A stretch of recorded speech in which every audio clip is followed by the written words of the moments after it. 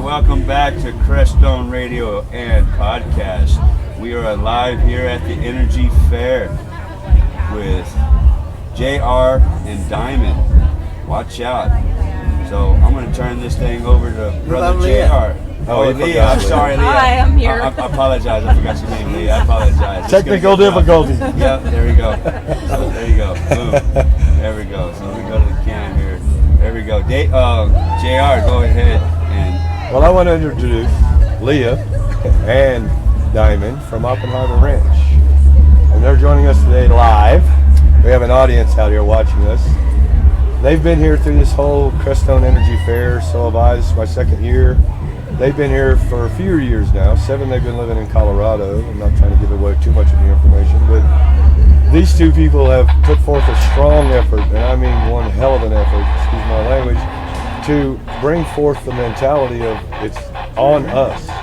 This all comes down to being a part of what we do in this reality that we're put in. It's our reality, and the title of this show is The Reality as It Is. So I want to welcome, thank you very much for Diamond and Leah coming in. I want to open it up to Leah. We were talking a minute ago about opinions. So with all this happening behind us and around us, what's your opinion of what you see the people doing here? Well, I mean, the amazing thing is that there's huge community vibes here, and that alone is huge. If we're talking about, our future survival, not just our individual selfish survival, but survival of our communities, which we need, right? We human beings are social creatures. If we're going to get by and have enough to eat and stay warm enough, all of that, we need people around us. And so it is a beautiful thing to see this happen. And the other thing that I love about it is that the Crestone Energy Fair, it's not a single mindset. You've got a lot of people with a lot of different opinions and a lot of different ideas. And that's gorgeous because it's not cult thinking. Cult thinking doesn't get you anywhere, right? It's just blind following of an ideology. It's not productive. So having that mix of people here is really extraordinary and can go quite a long way towards people learning how to take care of themselves.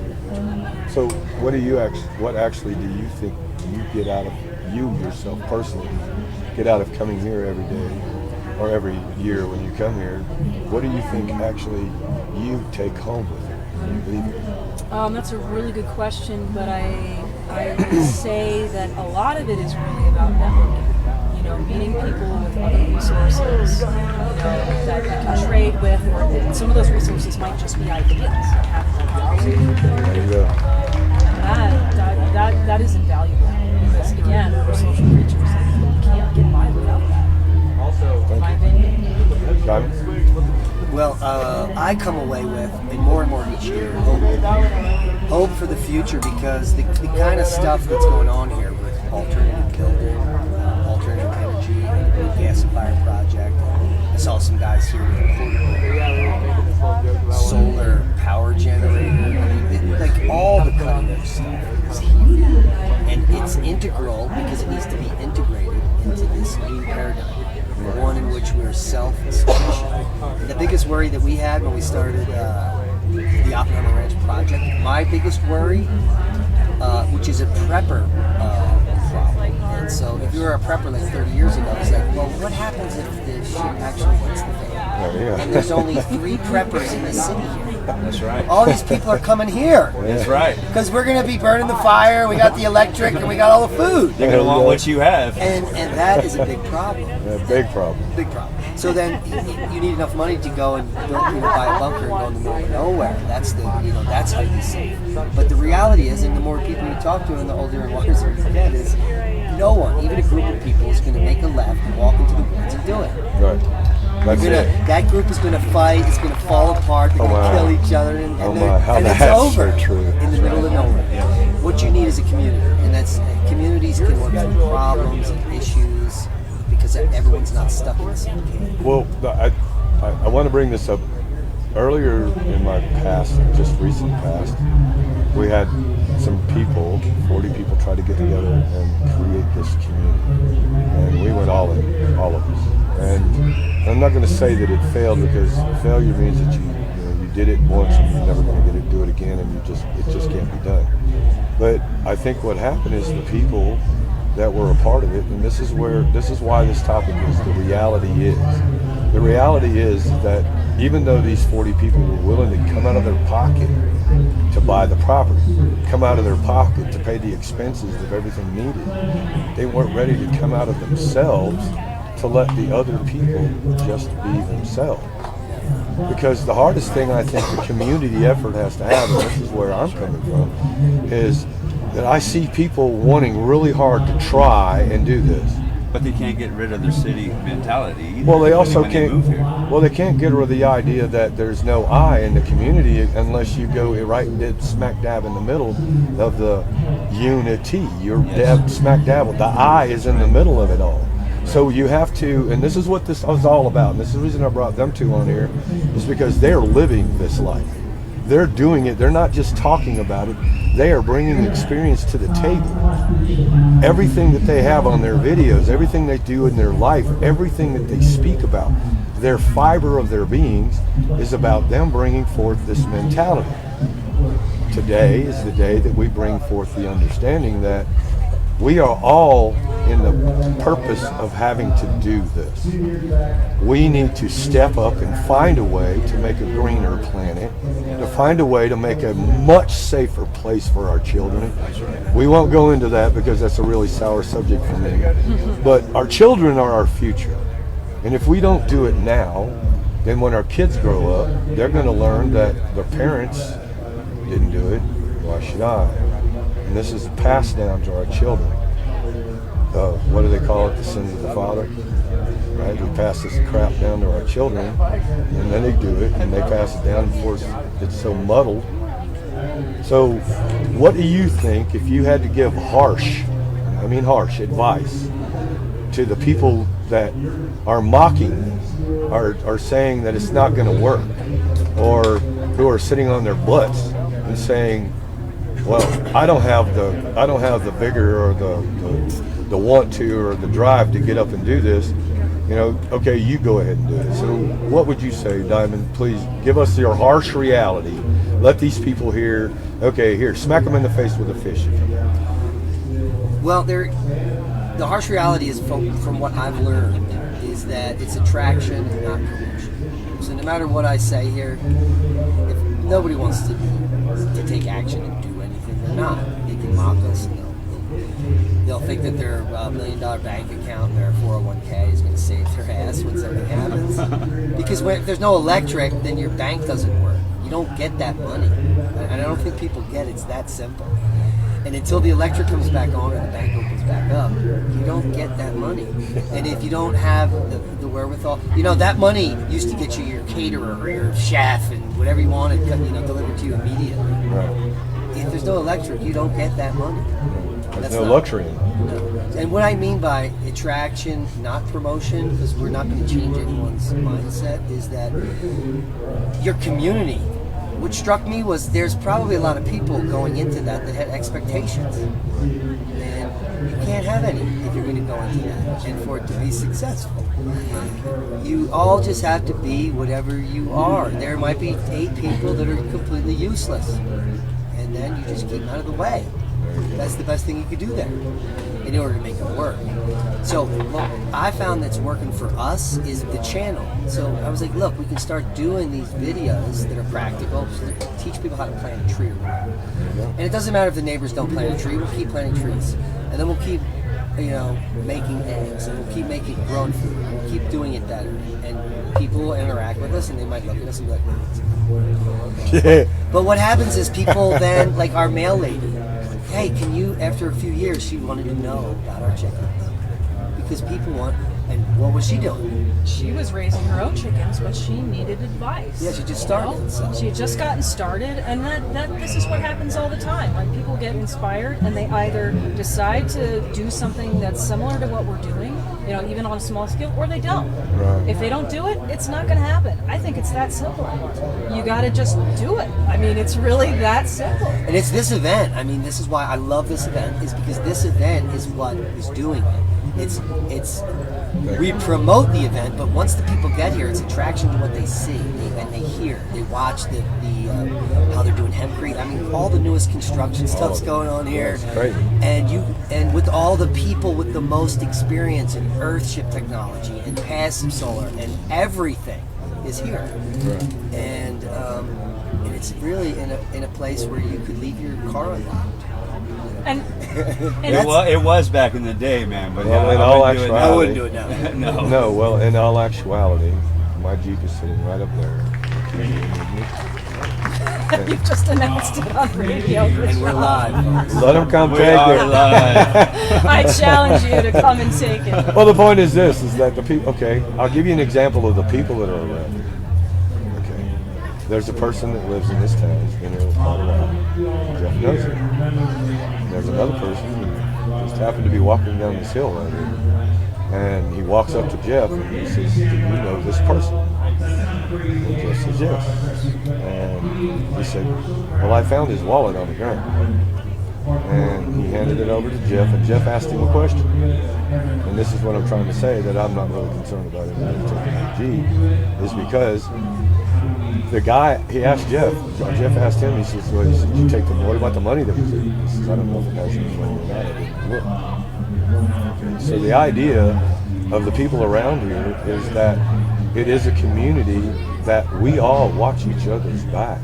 And all the money was there. Right, and we all, yeah, see, that's just it. We all concern ourselves about each other. This is a very, very tight and small community. I mean, we don't have a red light. How about that?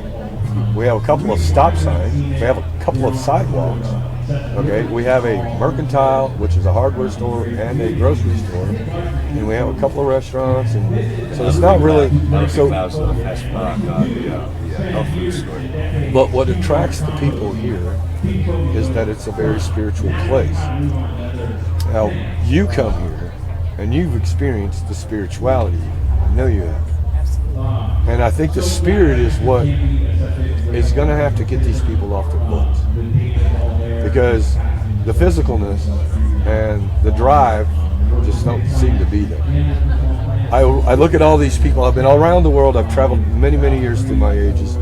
And I've seen people of all kinds. And my biggest problem with people, and I'm talking to everybody out there that's listening, anybody that's going to listen to this, is please put forth at least a half-ass effort to try to find a way to make this work to where we're not infringing on somebody else's rights and we're not infringing on somebody else's life.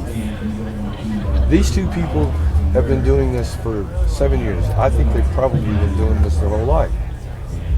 I want to ask you as a mother. I'm not a mother. Okay, but you are, okay, you're female. Let me go Yes. there. I want to ask you a female of a mother's design, okay? So to speak. Nowadays they argue about we won't go there either. No, we're not going there.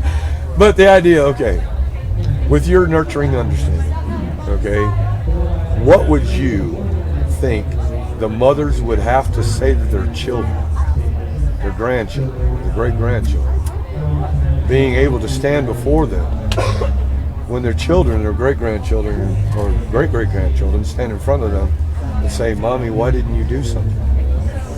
So how do you think the mothers would react, being a female and having to face a child asking that mother a question, and knowing children don't know the difference between good or bad? How would you say a female would answer that question? I don't really know the answer to that, to be quite honest with you. I Okay. mean, I can tell you that as a nurturing person, and I am one, my own children, if I had them, I would be telling them to be warriors, and that's part of this, but it's also my job to teach them how to do that. So you're saying the children have to be a part of this as well? Absolutely, because this world is changing very quickly. And see, that's the part that I think everybody out there should hear. Thank you for bringing that point up, because our children are our future. And if our children start doing what y'all are doing right now, you may not have any children. That's okay. You are children yourself. You have moms and you have dads, and I'm right sure that your mom told you to be a warrior. Actually, she didn't, and I think that's why I became one. Okay, well, Honestly. see, okay. How did you become a warrior? What did you see that you wanted to fight against that made you a warrior? Well, I think that in many respects it probably started in more of a selfish way. I mean, I literally was looking at all of the ways that the world could change, and we were talking about all of this together. You know, we talked about grand solar minimum. We talked about the possibility of EMPs or solar flares. We didn't anticipate everything that's happened in the last 2 years, but I'm kind of glad that all of that did happen because it really has brought to light, let's say, what the motivations of the elites are.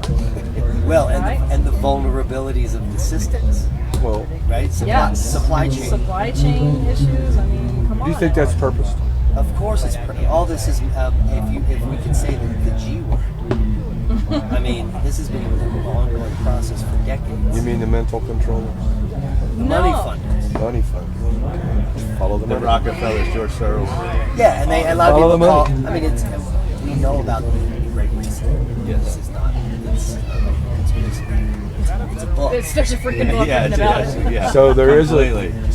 an understanding of the people being controlled through the money makers. If we followed the money, we would not find very many people attached to the money trail, except for way on down the line and be like a little trickle effect. And I think that's what's holding a lot of people back.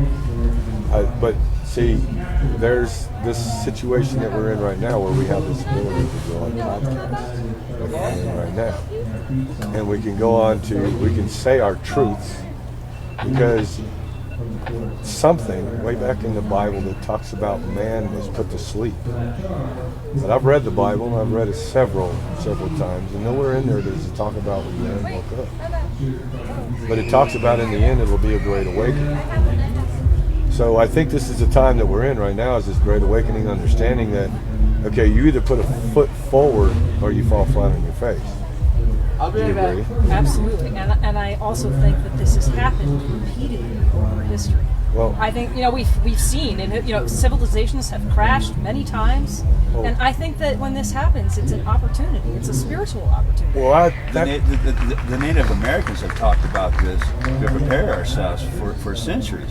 And then the Hopis even told us, this is the last time we're going to tell you, know your land, know your shelter, know your neighbors, know your food. Well, and the lie doesn't fly where we are. Okay, so the general population is out there. They're now running on fear because inflation, right? Prices are going up, and they're easy to control.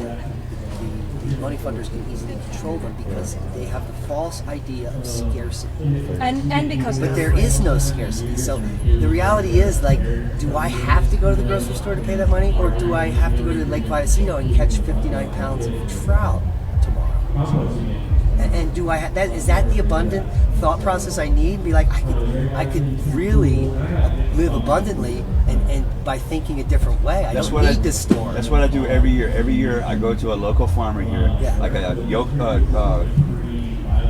chokeray, and where the yaks are out there. I bought me a yak one time, slaughtered it, killed it, bagged it, tagged it, threw it in my freezer. Lasted me a whole year, and I still had some left over. This last year I bought me a buffalo from off Kelly Ranch, right? And butchered it, slaughtered it, taxidermied all the hide myself. The whole night. Now it's all laying on my bed. So I sleep under it. So I use 100% of every single. You need all the help right? you can here in Colorado. So and I've just been eating and be able to be going past the meat market or the produce part.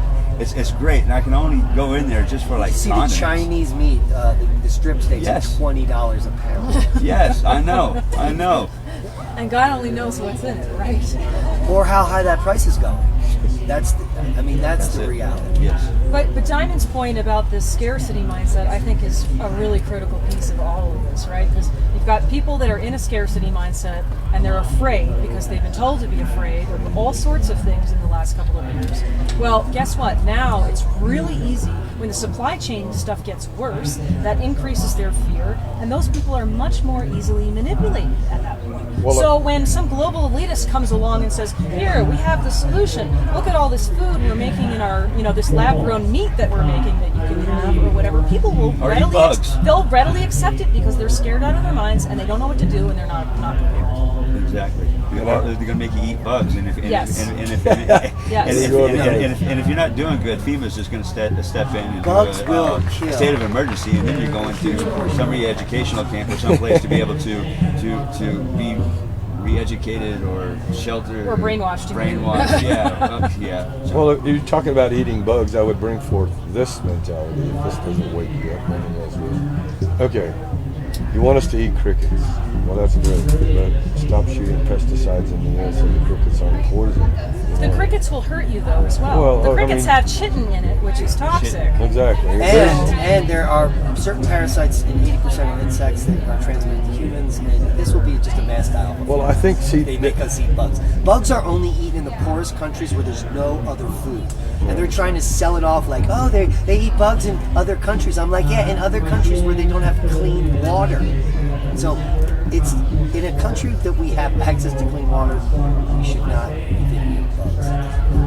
Well, this is interesting because this isn't just an attack on one nation. This is an attack on humanity. Attack of God. Yeah, exactly. It is. I mean, come on. It's if it's written in this book called the Bible, which a lot of people shun. I don't shun it. I use it. I use the Bible because it's a piece of evidence of what's going on around here. But I also use Buddhist template understanding. One of the things about Crestone, just to go off course just a second, is one of the things about Crestone is that there are so many Buddhist shrines and temples, and it's a holy place. This place is a holy place. So I want to say something about what you said a second ago. It's you can go catch you 35-pound trout in the river. Well, these kids are being taught to catch fish on this game they got. And I'm really fearful that most of these people that are not willing to get off their butts and get out here and try to change the economy or the ecology. They're not speaking up to the people that they got hired up in place, up in office. Thankfully, we have a man who's going to start being our commissioner here that's willing to listen to the people. And Jeff Phillips. Jeff Phillips is his name, and advocate for those people. I am proud to have met him yesterday. He's one hell of a guy. I'm proud to meet these people sitting in front of me. Leah, you're an amazing. I have to say, you're an amazing spirit. Listening to you talking to you earlier before we came on radio, is you have a perception that I think if you had an opportunity, and you do have, I think you need to come more out with your understanding. I listened to you. I've heard your podcast before. I'm not up to par. Don't get me wrong. I'm not listening to all of them, but the input that you had on before, if I had to critique you at all, I'm not critiquing you, but you have such a profound way of speaking that you get right to the heart of the point. I know he's sharp. He's that cutting edge. That's why they call him Diamond. But I think you said something that, maybe you married him. You know how sharp he is. Well, diamond sharpens itself on diamond. So, cutting edge. You are the other side of the cutting edge. Bring forth that other cutting edge. He's harsh. He's sharp. He's strong. He's powerful. He's got that force. He's a presence. Somebody told me this. I want to share it. It might have something to do with it. Really? Yeah. Yay! Nice little abstract there. But see, that's the truth. That's the thing. You cut with your edge sword. Okay, I'm a felon. It's not that he's proud to be that. It's that you can say he is that. You can say, Well, he might be. I mean, it was cannabis related. So. A long time ago. Okay, well, he's so-called. Yeah, there were a lot of charges. Oh, erotic? Well, we're gonna go back. That was way off course. Digress. We're gonna go back to the understanding of energy. So, have you had a chance, an opportunity to go through YouTube, to go through the healing processes of the energy field? Meet any of the people doing the healing processes, such as Asia, and get a chance to see that? So I haven't participated personally in anybody's services in that regard, but I will say that one of the things that I look forward to when I come here is that spiritual energy that is here that you're talking about. we usually always make a stop at the stupa, and there's just some kind of magic here that it's beyond words. I can't explain. Well, The ziggurat. Well, John Denver, I think John Denver hit it perfect. Rocky Mountain. Indeed. You're up in the mountains, 8,000 feet in the air. Most people can't survive at this thing. Most people come in here, I don't know how smokers do it. It's a rough one. But it's also very specific, like obviously Gosa, similar topography, all of that, Right. has its own kind of magic, and it's just different. Well, being of having a native culture background that I study, and him sitting here, he can also tell you, when you go on a vision quest, the one thing that you want to do is go as high up as you can. You want to not eat, you want to fast for 4 days completely of everything. And then when you go up on the hill, or they call it going up on the hill, you go up as high as you can, you find yourself a secluded spot, isolate. It's actually called a humbleche. Thank you for that translation. But what you do is when you go up there, the purpose of going up there is because the higher you get up on the hill, negative ionized air comes down the hill. It's like an energy that comes down and you become the grounding force, because if you go there with a positive mentality, the negative ionized air circulates within you and causes an electrical field, and you actually go into, because you're starved, because your lack of water, because your mind, your body, your whole spirit, everything. You start to leave the 3D world behind to be able to go into the spiritual world, the spiritual world, and then that's where you receive the energy from the higher power and be able to answer your prayer, right? And what you're asking for yourself or for other people. Be able to bring back knowledge, medicine for people.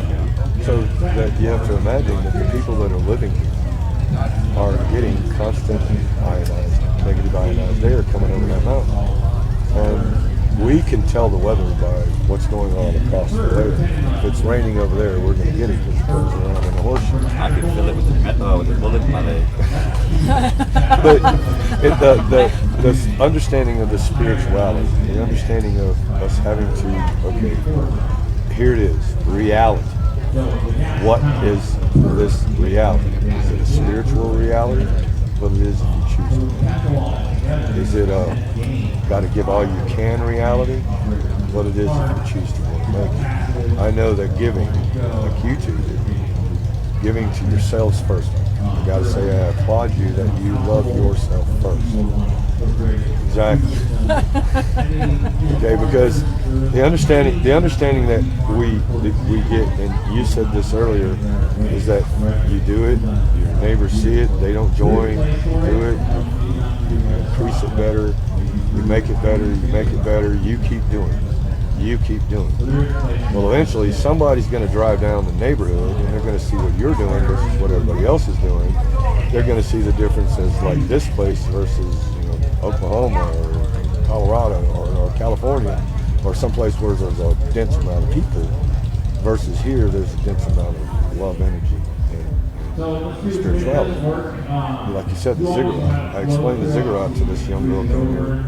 She says, what is a ziggurat? And I told her, I said, well, it's actually a conscious rise within yourself. I said, you step on the step, it goes around in a circle. You step on the step, and every time you step on the step, you consciously raise up your energy. Think more of yourself. You drop all the negative energy right there at the first step. And as you go up, it gets narrower and narrower. And as you reach to the top, at the very pinnacle of the point, that's when you've come to the complete knowing of who you are. And she was literally in tears listening to what I'm saying. She says, I got to try it. So we took her down there and she did it. And it worked. She literally said that was the most enlightening thing that she's ever tried. And I don't even know if that's what it's meant for. That's what I see it as. It's sort of like the stupas that we have out here. The very top is gold, right? And on the top it has a bunch, like 100 or 1,000 Buddhist prayers come over from over there, right? And so they put them in there, seal it off, but it has 7 layers at the bottom and 7 layers going up, right? So the bottom part represents the hate, the impurity. And underneath those things, there's like weapons and everything that symbolizes hate underneath there. And so as you start climbing up from that point, you start climbing up, and then you'll start hitting the top rings, and then you start getting more enlightened to the prayer above, which is nothing but good prayers. No one knows what those prayers mean besides the Buddhists, or what's on them. To tell you the truth, what's on them, they have no idea. Besides that. It reminds me a little bit of, and this is something we talk about a lot. We talk a lot about yoga spirits. And this idea that humanity goes through these phases, right, where we're, the gold phase, where we're enlightened and we're well-meaning to each other, and perhaps we're even telepathic, right? That we don't need language to communicate. Thank you. And at the bottom of that, it's just, well, it's probably a lot of what we've been living. Well, have you ever heard of an epoch? You know what an epoch is? Well, geologically, it's 1,000. Okay. So, how many epochs have there? I would say they're infinite. Well, from the way I understand it, now, I want to ask you, because I'm running this by you. I've spread this out just a little bit, but I want to ask you, and I really like people to comment. From the way I understand it, there's 4 nations of people: the red, the yellow, the black, and the white. And each epic or epoch, if you want to call it that, is, you mentioned it earlier, is there's the life, or you mentioned it earlier, to where that civilizations have come and gone. There's been timelines where civilizations have been here and they've come and gone, but they've passed away. And I think basically, and this is just me thinking, if me bringing my opinion out, is that each nation, each color of man, each hue of man has had an opportunity. The Native Americans, the Red Man, the First Nation, came on this planet first. They were the first epoch. That's the reason they know the prophecies, because they've lived it, they've experienced it. You are a geologist, you know all about petroglyphs and all that stuff about what the Native Americans left behind, and rocks and crystals and all this stuff.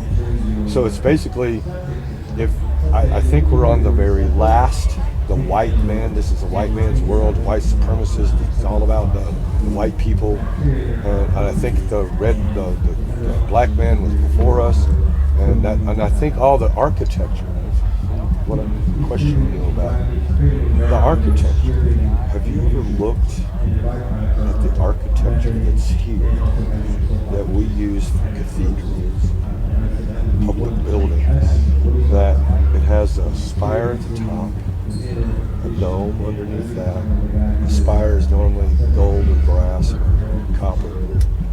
A dome, and underneath the dome, inside the dome, there's these, like, all of the same size and shapes on the inside, centrifugally or all put in a perfect shape. And then right after that, you have these little horseshoes, gateways, doorways, walkways, archways, whatever you call them. And then that goes down into the ground. Have you ever paid attention to that structure to see why aren't we building that now? Do you know anything about etherical energy as a geologist? I mean, there are a lot of good YouTubers that bring to light that the most ancient architecture in the major metropolitan areas in North America match all the major architecture in Hong Kong or any other major city in the world.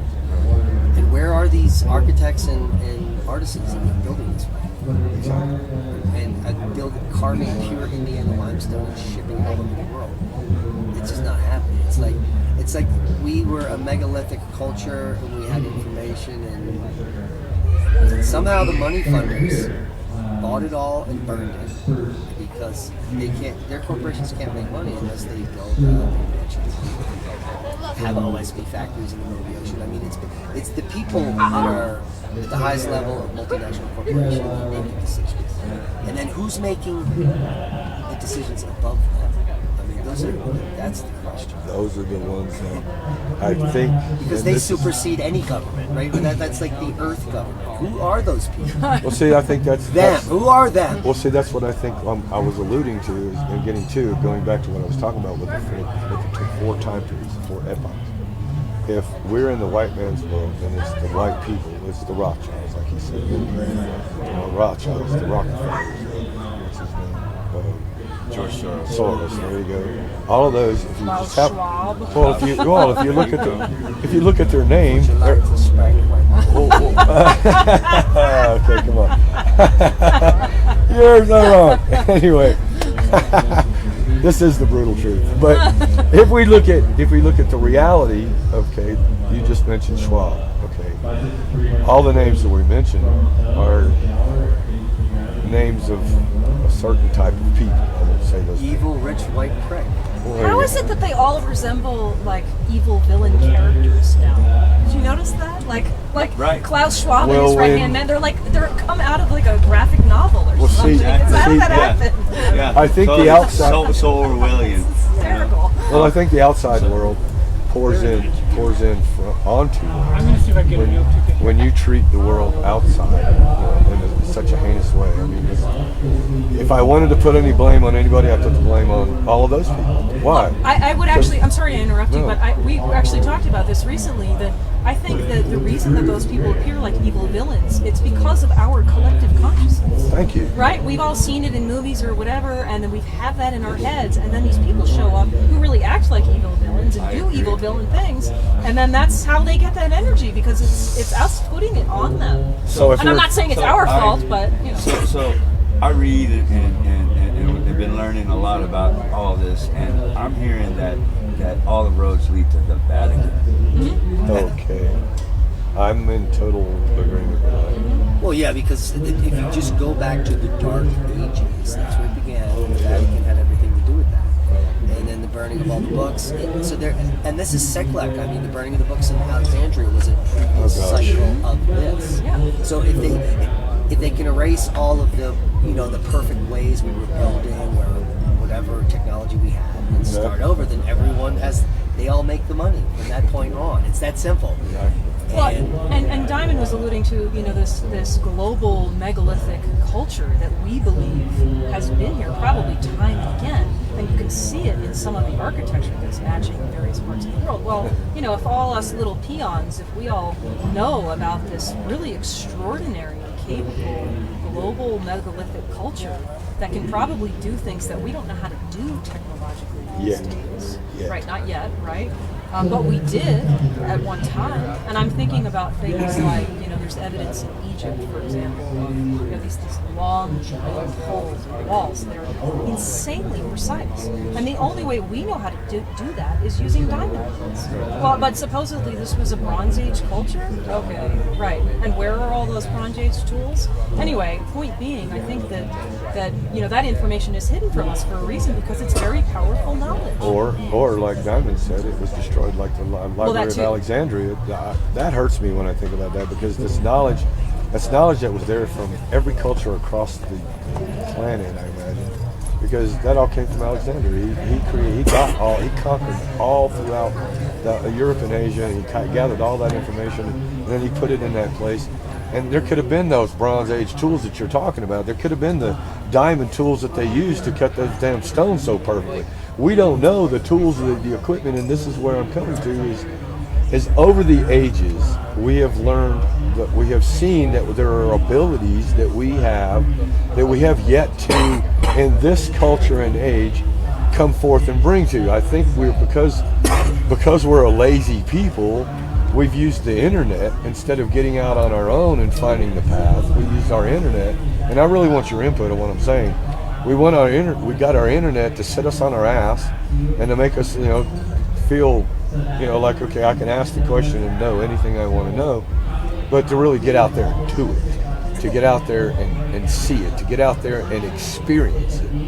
And that's where we get this, I think that's where we're at in this point in life, is that our children have been taught through computers, through this so-called technology that they've been hiding from us. I would really love to know how far advanced the military is. I would love to know how far advanced the government that's been culting from us. Cult means hidden. They've been hiding this information from us. And Rex did a story yesterday. I watched his story yesterday. Him and a couple other people were live in Roswell catching all kinds of UFOs running around in the sky. Well, why hasn't this been acknowledged to a bunch of people? Why don't they use that to wake the people up? Say, hey, come on. Why don't they use this? Why do you think they're not telling us? What do you think? It's censored. Well, why do you think they're holding back? That's my point. I really think it's just about power, right? Power. It's not about nothing other than that. Money. Yeah, power and money, absolutely.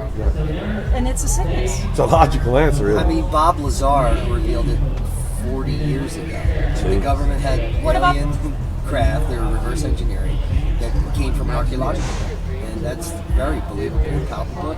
And now the government, 40 years later, comes out and says, yeah, the UFOs are unexplainable. Well, we already knew that 40 years ago, so who cares that they told us nothing's changed? It's the same thing now. There's nothing different. They're still lying. So You know when what I mean? so when you pass coming here on 17, you come Alamosi side, right? No, we're. Or you coming from Salamis? No, we're going across. So Yes, yes. you see the little ranch down there. Yeah, the watchtower. Yeah, I've interviewed her about cattle mutilation. So Skippy the horse and everything? Yeah. So what exactly are we talking about? What is this place? I haven't mentioned We it were yet. talking about the UFO watchtower. Right, in Colorado, just to let people know, just short of Crestone, or turn off to go to Crestone, there's a place called the UFO Watchtower. And literally, this man has set up his place, or this person has set up their place to view where the lights come on in the sky here, because it's so dark here. Colorado, Crestone is known as the dark sky city. So when the lights come out and play in the sky, You're going to see them. You can go to the watchtower. This whole valley is called the Cosmic Highway. So this all comes down to it's an understanding, and again, I want to get an idea of what you're coming from. Have you used any Native American methods in your culture, in your operations? Have you brought any of those into your life? Well, the genetics of our corn comes from that native corn No. discussion. So obviously, the easiest part of what we can do is incorporate the original genetics, because they're going to be the most resilient to change. Because they obviously the natives had to survive through everything. Humanity today doesn't have to survive through anything, because they just go to Walmart Couldn't have paved the way. and get whatever they need. But when the power goes off, it's going to be a very unfortunate thing, because 90% of the public is going to have to face the start capable of doing that. Well, it comes down to limitation. We were talking earlier about water and showering. I think that conversation. And it comes down to, I'll ask anybody out there, if you're listening, how much water do you use when you take a shower? How much actual goes down the drain? How many showers do you actually take during a day or a week? And why do you need so many?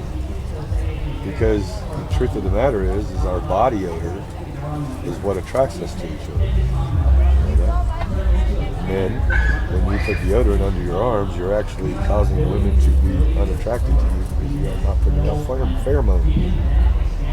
Women, when you put on cologne, you dampen all your pheromones. We can't smell you at all. So, wasting water, taking a shower, using all this fragrant soap, it makes you smell good, but it takes away from the attractiveness, the natural attractiveness that we all possess. What do you think of biodegradable? I say this. What do you think biodegradable is?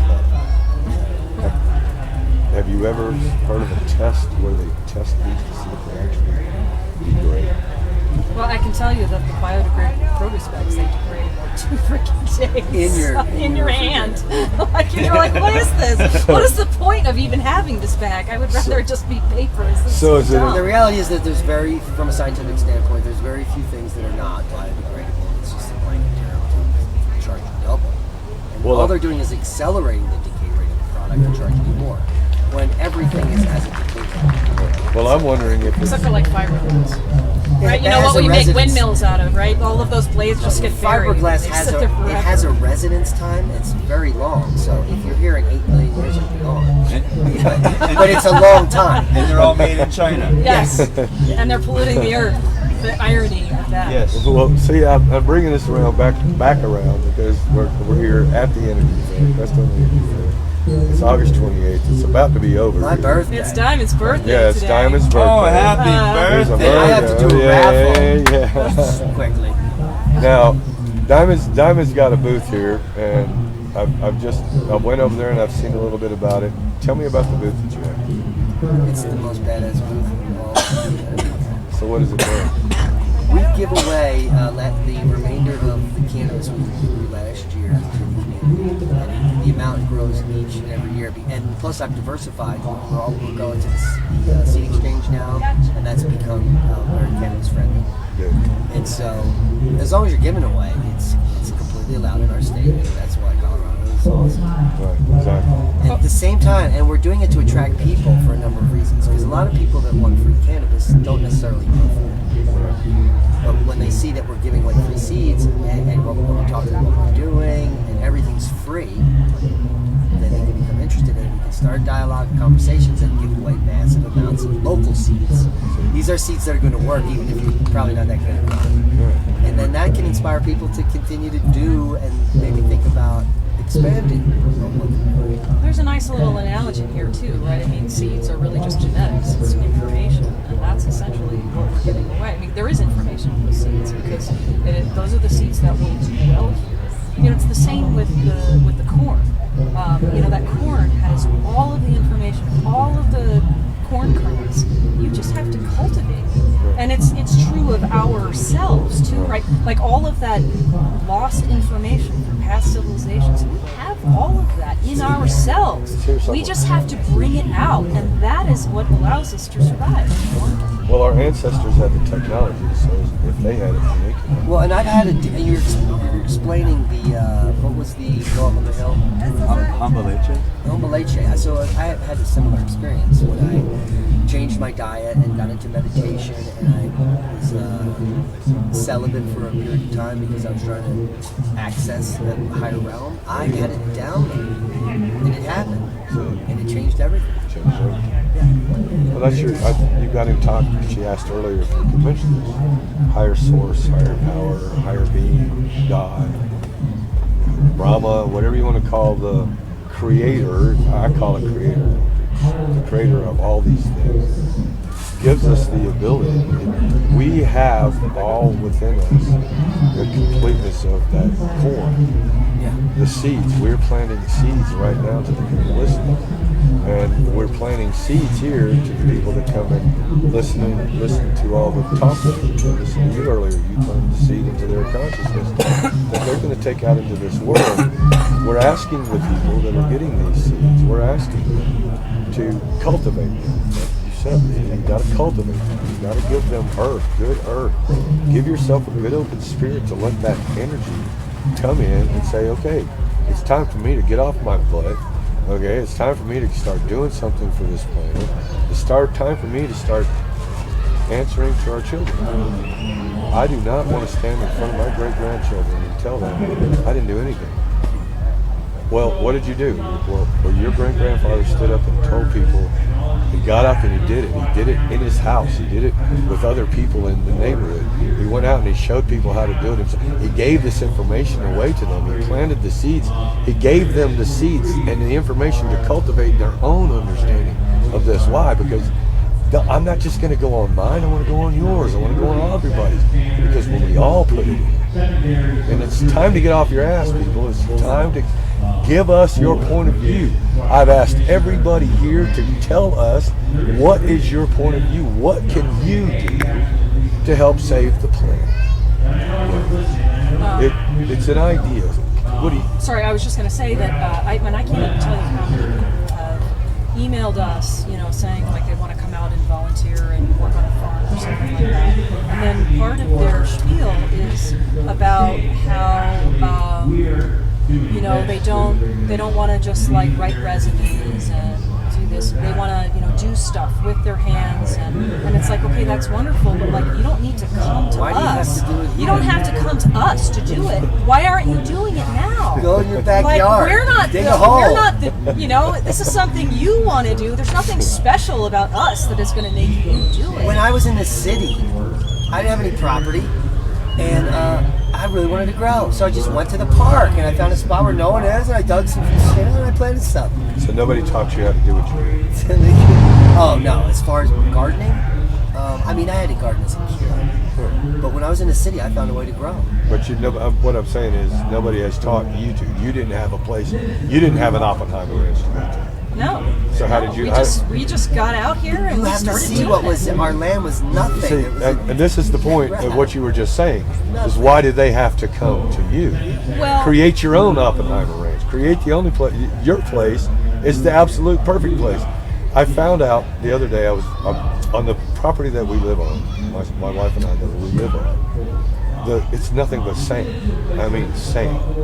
Well, that's a good thing, Yeah. but it's not a good thing because not too many things grow in sand. Potatoes grow good in sand. But you can build sand into something amazing. That's the point. Is through the all the properties. Jeff said it the other day on a video. He says they make their own dirt here.